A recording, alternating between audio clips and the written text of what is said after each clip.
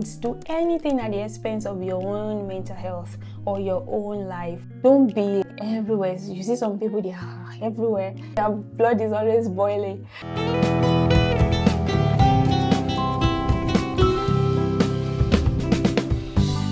What are some of the challenges that a first-time support worker could face starting their job or starting their role?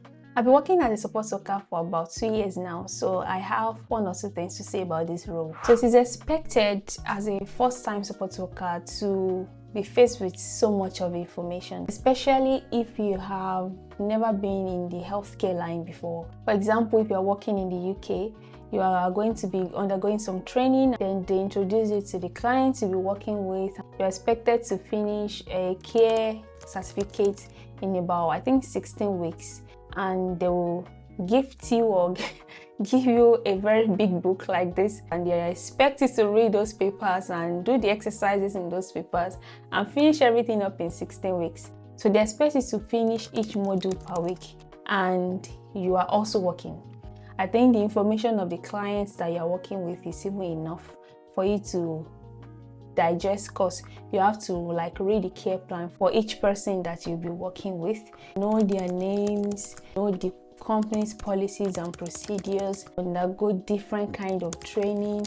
Nobody is going to rush you, but then you still have that responsibility to kind of catch up and know what is going on. It will take time for you to know it, but then you will be told all of that in the start of the thing. So the fact that you are being told this and that some of the information is going right through your head because you are not retaining any of them. But don't be afraid. Don't be afraid. You are going to get it. At first, it looks a bit too much for you. So don't be afraid. Let them tell you all of those things that they are telling you right now. But don't worry about retaining all of those information.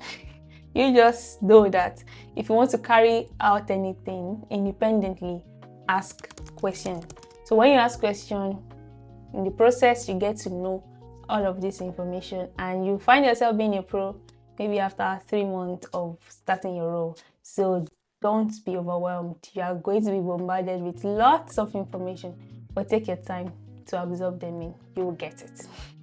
Some of the struggle that you might face or challenge that you might face is adopting or adapting to the culture or the environment in which you're working. Sometimes the culture of homes or the feeling or the environment of each home is different.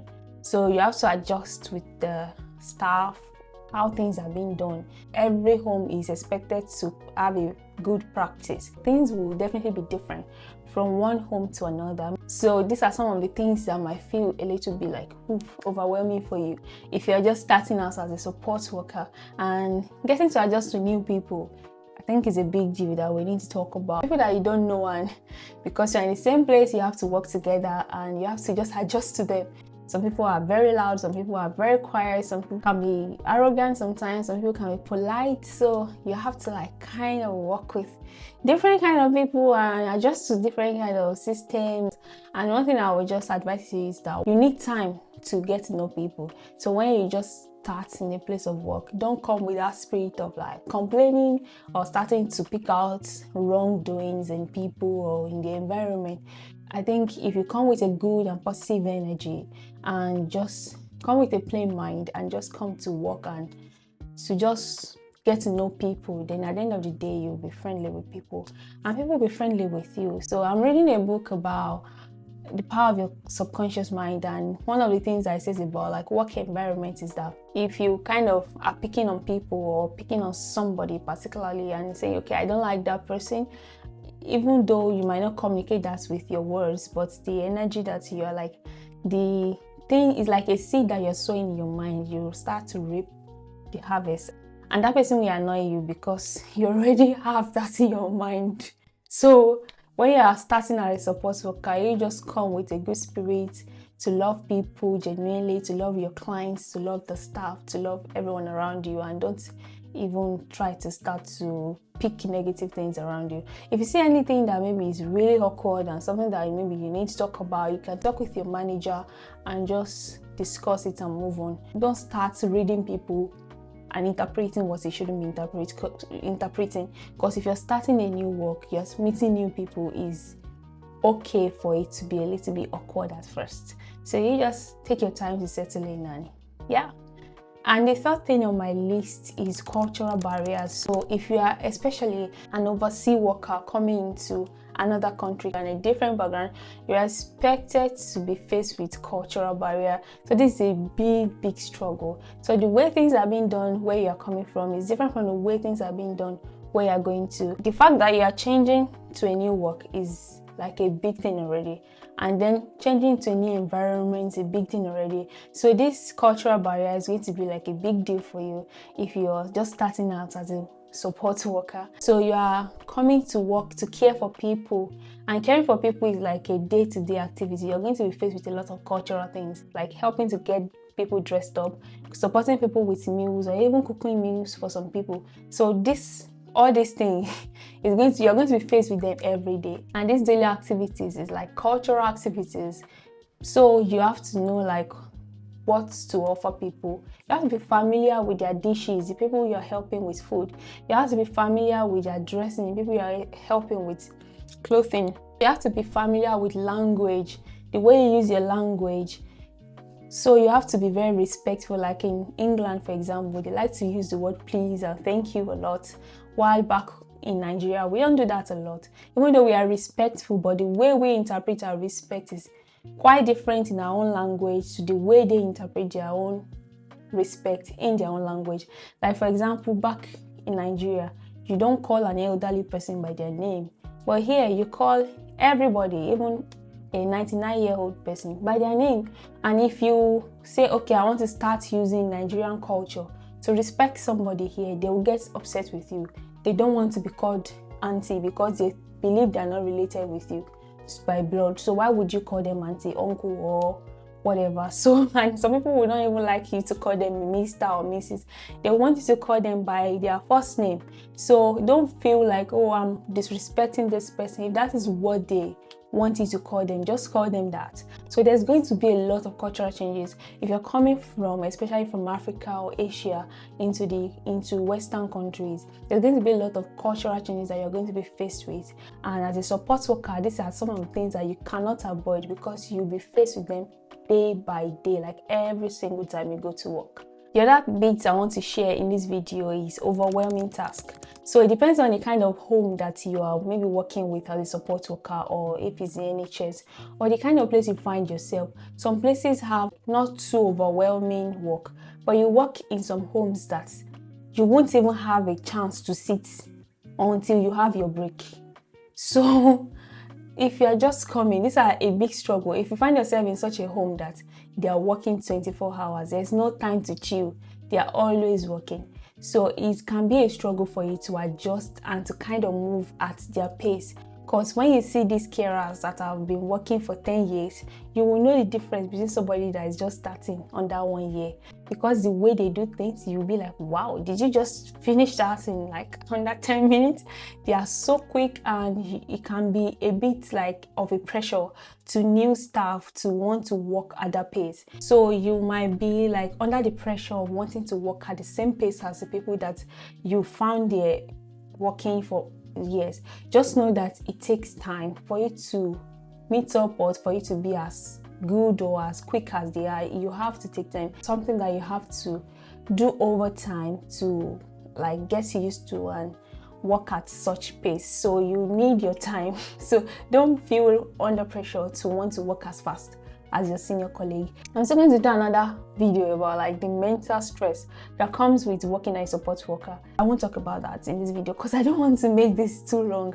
If you can just listen to this advice of not feeling overwhelmed with activities when you just start as a support worker, you will thank me later, because your mental health will be good. Your life will not be too complicated.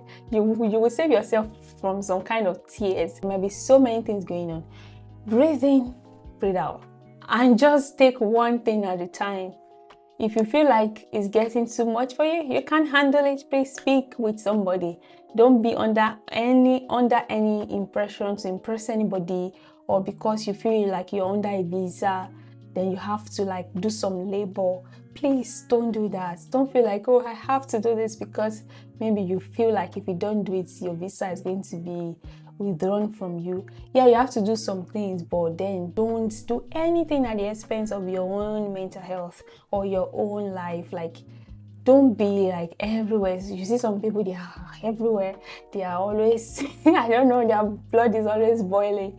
But please, don't be under any pressure, because it's better not to do it than to do it and make mistake, because this is people's life we are talking about. If you are in a good, calm spirit, then you are going to deliver the best kind of care. If you need help, speak with somebody.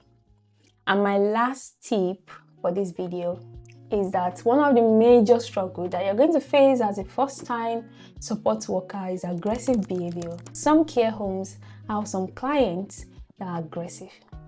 Or if you're a domiciliary carer, you might have to go and support a client that is aggressive. And I feel like when they are orientating us as a new staff and they are introducing us to an aggressive client, the way they like introduce that person might somehow be, it's not like it's exaggerated.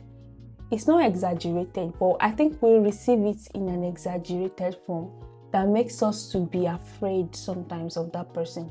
And because, oh, maybe that person is aggressive or that person can hit if you're not careful, it makes new staff become a bit fearful. I think they are trying to do that at for our own safety, that okay, if this person is upset, oh, don't go near that person because that person can be physically aggressive. So that fear kind of builds up in our mind. So to kind of get used to clients that is aggressive is a bit overwhelming for new support worker. So I just wanted to know that if you are employed in a home that has an aggressive client, take time to read their care plan. If you take time to read other people's care plan for 30 minutes, read theirs for 1 hour, so that you can know everything in between the lines of how to care for such people. So don't be afraid of caring for people like that.